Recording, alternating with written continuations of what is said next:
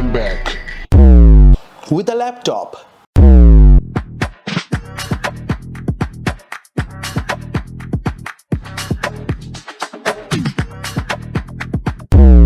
GTA 6 এর আগে আমরা 5000 সিরিজ পেয়ে গেছি।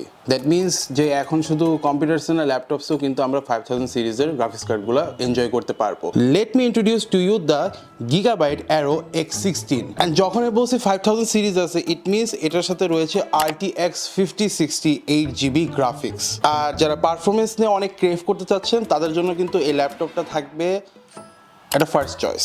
সরি ফর দোজ যারা আসলে বিয়াশাদি করছে, ফার্স্ট চয়েসটা হয়তো এটা নাও হতে পারে। সো গিগাবাইটের AERO X16 ল্যাপটপের সাথে কিন্তু রয়েছে আপনার Ryzen AI7 350 প্রসেসর, সাথে আপনি 16GB র্যাম পাবেন which is DDR5 supported, and এটার সাথে আপনার রয়েছে 16 ইঞ্চের একটা 165 হার্টজের একটা ডিসপ্লে। 165 হার্টজ Ryzen AI7 এর 350 প্রসেসর, যেটা একটা 4 ন্যানোমিটার চিপসেট। এর সাথে কিন্তু আপনারা পেয়ে যেতেছেন 8 core and 16 threads. 8 core and 16 থ্রেডসের মধ্যে কিন্তু আপনারা লাইক 4টা পারফরমেন্স কোর পাবেন অ্যান্ড 4টা এফিশিয়েন্ট কোর পাবেন।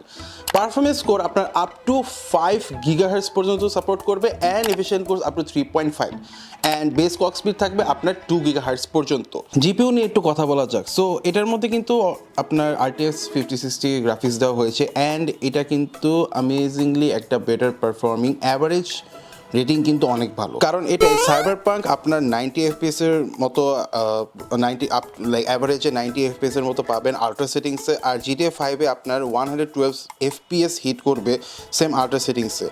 আর আপনি যদি আরও টেস্টিং করতে চান বাল্ডার্স গেট 3তে আপনার অ্যাভারেজ 109 FPS পাবেন।